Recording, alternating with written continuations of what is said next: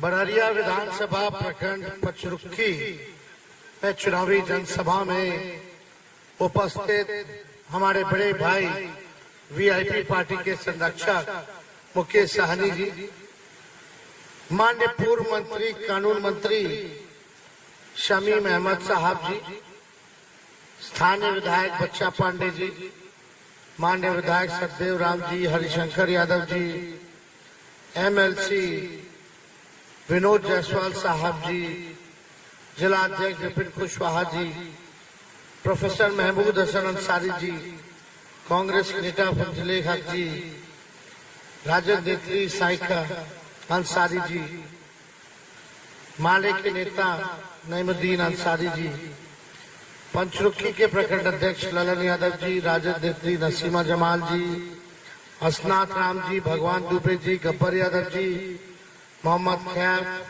शिक्षक नेता जयप्रकाश चौधरी, कबीर यादव, सुनीता यादव, कमलेश कुशवाहा जी, सीमा चौधरी जी, रेणु यादव, श्रीनिवास यादव जी और विशाल जायसवाल जी, सभी हमारे पंचरुखी की महान मतदातागण, जनतागण, सभी बुजुर्गों की इज्जत से गोड लगातनी, सभी माताएं बहना के इज्जत से प्रणाम करतनी और नौजवान भाई के इज्जत से गला लगातनी।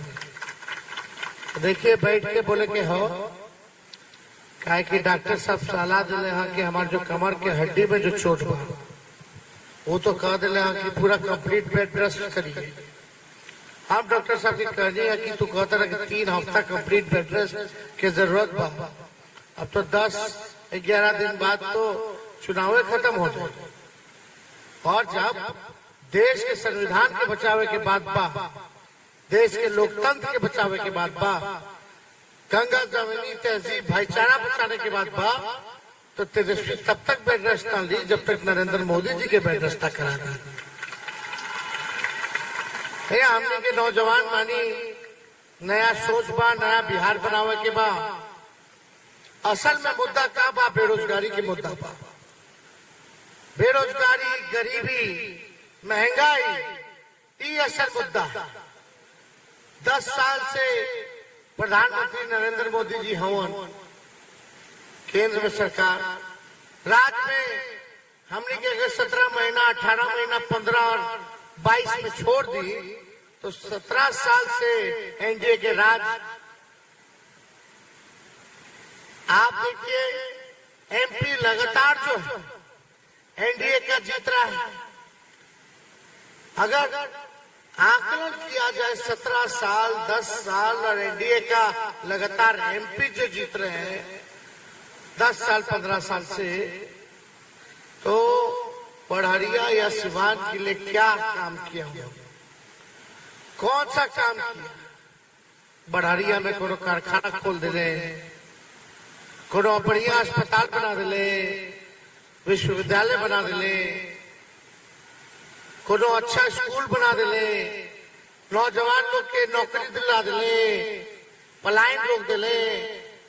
कौन सा? या किसानों के आय दुगुना कर दिले, या कटनी हुआ, फसल के सही दाम मिल रहा है नहीं मिल रहा, कि किसान भाई लोग बच जाता है। तो काम ऐसा क्या हुआ?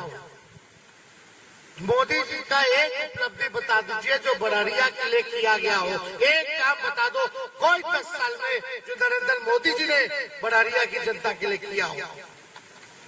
कोई काम नहीं, केवल झूठ बोलो। 10 साल झूठ बोले मोदी जी। भाइयों बहनों, मोदी आएगा तो अच्छे दिन लाएगा। हर साल 2 करोड़ नौकरी देगा, 15-15 लाख रुपया खाता में देगा, काला धन ले आएगा, किसानों का आय दुगुना कर देगा, कच्चा मकान के पक्का मकान बना देगा, महंगाई, गरीबी सब खत्म कर देगा। एक काम बता दीजिए, कोई निवेश अगर सिवान में उन्होंने लाया हो तो, या बिहार में कुछ किया हो तो। 40 में से 39 सांसद उनका। कितना चीनी मिल बंद पड़ा हुआ है। मोदी जी कहते थे काहे चीनी मिल में ताला लगा है 14 में। मोदी आएगा तो चंपारण में चनपटिया का चीनी मिल चालू करा के उसी चीनी का चाय पिएगा। क्या हुआ मोदी जी, कितना चीनी मिल खुलवा देला तुम, बताइए जवाब। आज 11वां बार आज आते रहे बिहार, 11वां बार रात में फिर रुकी है, दोबारा रुकी है। काहे कि उनका हवा लग गई बाटे कि भाजपा के बिहार से सफाया हो गई। एक 34 साल का नौजवान जो है नौकरी के एजेंडे पे प्रधानमंत्री जी को सड़क पे लाया। ये ताकत आप लोगों ने दिया जो हमने के 17 महीने में काम किए। 5 लाख लोगों को सरकारी नौकरी दिया, 3 लाख प्रक्रियाधीन करा के आए, यानी 8 लाख हो जाता, नहीं तो चाचा नहीं पलटते तो चाचा जी के लोग हाईजैक कर लिया। लेकिन हम बुझाता नहीं, शरीर वही जब मन ही जब। अब चाचा बुजुर्ग हैं, हम तो पूरा सम्मान देते थे, आगे भी देंगे। और सरकार था तो किसी का माइकल लाल में दम था क्या कि सरकार को या चाचा के बारे में कुछ बोल दे कोई? हम तो बेटा की तरह खड़ा थे। लेकिन कुछ लोग हैं वहां जो इधर उधर करा करके उनको इधर उधर ले गए, उनका मन नहीं था। कुछ दिन पहले पटना में रोड शो हुआ था भाजपा का, नरेंद्र मोदी जी का, हाथों में कमल थमा दिया। आप चेहरा देखेंगे हमारे चाचा का, नीचे खड़ा कर दिया नरेंद्र मोदी जी अपने ऊपर और चाचा के नीचे। अब फोकस लाइट खाली मोदी जी के मुंह पे, चाचा जी के मुंह पे नहीं। तो हमने के जाना तो नहीं भाजपा वाला चुनाव के बाद क्या करी। खैर चाचा जी जहां है हमारी शुभकामना है, बड़े हैं, बुजुर्ग हैं, सम्मान था, सम्मान आगे भी करेंगे।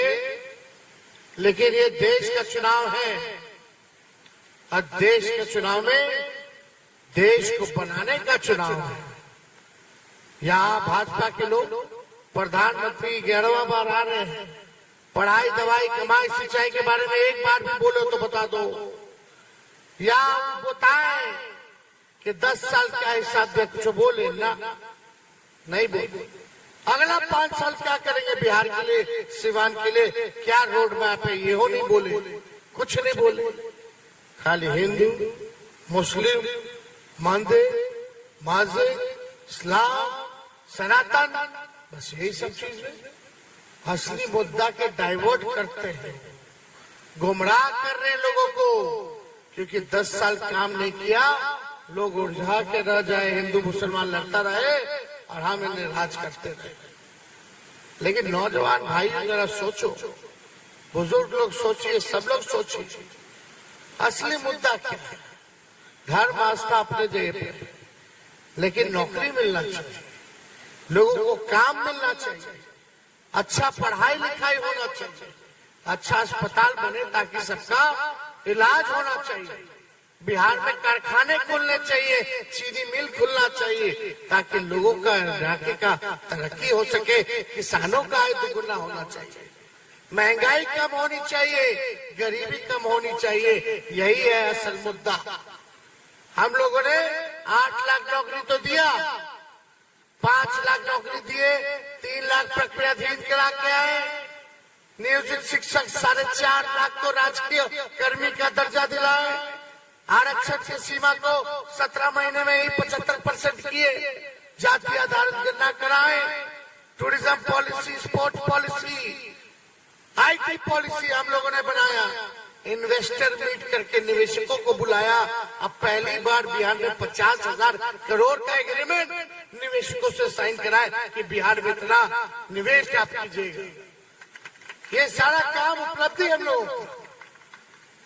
हम लोग कर रहे थे काम, लेकिन भाजपा के लोगों का एक ही काम है, जहां स्थिर सरकार उसको तोड़ो, चाहे बिहार का हो, झारखंड का हो, महाराष्ट्र का हो, छत्तीसगढ़ का हो, मध्य प्रदेश का हो, कर्नाटका का हो, राजस्थान का हो, ED CBI लगाओ, तोड़ो, पैसा दो, विधायक खरीदो, केवल और केवल हो आज चाहे जनता केकरो सरकार चुनी, लेकिन बाद में भी बीजेपी सब करके अपना राज लाना चाहता है, तानाशाही कायम करना चाहता है।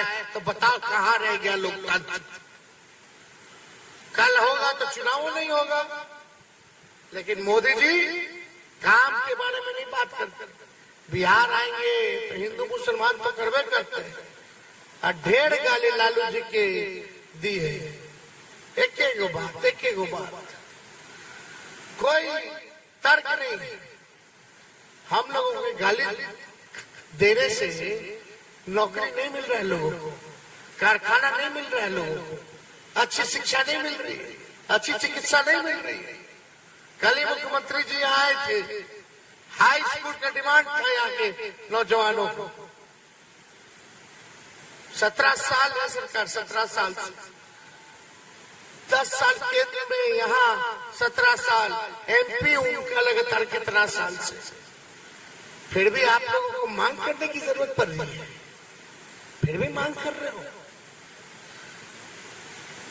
और सवाल पूछा जा रहा है तो लाठी मिल रहा है, फिर भी लाठी खा रहे हो। अवध बिहारी चौधरी जी को हम लोगों ने प्रत्याशी बनाया है, एमएलए कई बार आ चुके हैं, अभी भी सिवान से एमएलए है, पुरान नेता है, अनुभवी नेता है, मंत्री रहे, मंत्री का तजुर्बा है, स्पीकर का तजुर्बा है विधानसभा का। और कैसा प्रत्याशी चाहिए आपको? जिसको किसी चीज का ज्ञान नहीं, जिसको किसी चीज का तजुर्बा नहीं, तो सिवान की आवाज पार्लियामेंट में कैसे उठाएगा? अवध बिहारी जी रहेंगे तो सिवान के लिए ठोक करके पार्लियामेंट में आवाज उठाने का काम करेंगे। जितना प्रत्याशी है दिल पे हाथ रख के कहिएगा कि इनसे ज्यादा कोई अनुभवी अज्ञान वाला है क्या? ईमानदारी से कहना, ईमानदारी से कोई नहीं है। तो हम लोगों ने इतना बढ़िया प्रत्याशी दिया, हर जाति के लोग, हर वर्ग के लोगों से, हर धर्म के लोगों से अपील है कि इनको जिताइए। और हमें पूरा विश्वास है कि हम लोग सरकार बनाने जा रहे हैं, 300 पार हम लोग कर रहे हैं। और सरकार बनेगी तो 1 करोड़ नौजवानों को सरकारी नौकरी पूरे देश में हम लोग दिलाने का काम करेंगे। हम लोग झूठा वादा नहीं करते, जो कहे वो करके दिखाए। 5 साल मौका मिला था तो सोचो कितना को सरकारी नौकरी मिल गया था, जब 17 महीने में 5 लाख और 3 लाख प्रक्रिया दिन हम करा के आए। राहुल जी से हम लोग तय किया 1 करोड़ लोगों को हम लोग देंगे। 30 लाख पद रिक्त है, 70 लाख सृजन करना है। क्यों नहीं हो सकता? मोदी जी तो हर चीज बेच दे रहे हैं, तो कहां से नौकरी लगेगी? सब चीज प्राइवेटाइजेशन कर रहे हैं। आर्मी में, सेना में अग्निवीर लाके 4 साल में बाहर, अपने 75 साल के हो गए, 5 साल और मांगे तरे। हमारे नौजवान भाई के सेना में देखने जाए के बाद 18 में ज्वाइनिंग, 22 में रिटायर। ये कहाँ का इंसाफ है भाई? कहाँ का न्याय है? इसलिए अग्निवीर योजना को हम लोग खत्म करेंगे और गरीब बहनों को साल में एक बार 1 लाख रुपया का सहयोग किया जाएगा। यानी हर महीने 8,333 रुपया हमारे गरीब बहन के खटाखट अकाउंट में डायरेक्ट जाएगा। 500 रुपया में गैस सिलेंडर हम लोग कर देंगे, जो मोदी जी ने 1200 गैस सिलेंडर कर दिया। सिलेंडर है लेकिन गैस भरवाने का हिम्मत किसी को नहीं है, इसलिए वो काम करेंगे। 200 यूनिट फ्री में बिजली दिया जाएगा। 10 फसल पे हम लोग जो है एमएसपी किसानों का तय करेंगे। ये सारा हम लोग काम करने जा रहे हैं, लेकिन आप सब लोगों का सहयोग चाहिए। 5 किलो अनाज नहीं, हम लोग 10 किलो अनाज दिलवाएंगे, 10 किलो। तो ये सारा काम हो रहा है, लेकिन सिवान की जनता से यही अपील है कि एकजुट रहिए। ये लड़ाई कोनो मेरा अपना व्यक्तिगत लड़ाई नहीं है, किसी व्यक्ति का चुनाव नहीं है, ये पूरे देश का चुनाव है। देश के संविधान, लोकतंत्र, आरक्षण को बचाने का चुनाव है, ये भाईचारा बचाने का चुनाव है और तानाशाही को खत्म करने का चुनाव है। इसलिए आप सब लोगों से अपील करते हैं कि चुपचाप लालटेन छाप, एकदम चुपचाप लालटेन छाप, लालटेन पे बटन दाबी। हम कमर में चोट है, हड्डी में, लेकिन फिर भी हमने ठाना है 180 से भी ज्यादा रैली है, 185 के आसपास, क्या 185 के आसपास हम लोग रैली कर ली है। और हम तब तक चुप नहीं बैठेंगे जब तक अपने नौजवान भाइयों को नौकरी और रोजगार नहीं दिला देते, बेरोजगारी से जब तक आजादी नहीं दिला देते, तेजस्वी आप लोगों के लिए लड़ने का काम करेगा। इसलिए ज्यादा समय नहीं के, और भी जगह हम नहीं के जाए के बाद तो आप लोग आशीर्वाद दीजिए, ताकत दीजिए, और आप लोग कहिएगा तो हम चौधरी जी के, हमारे अभिभावक के विजय के माला पहना दे। दोनों हाथ उठा के बताओ।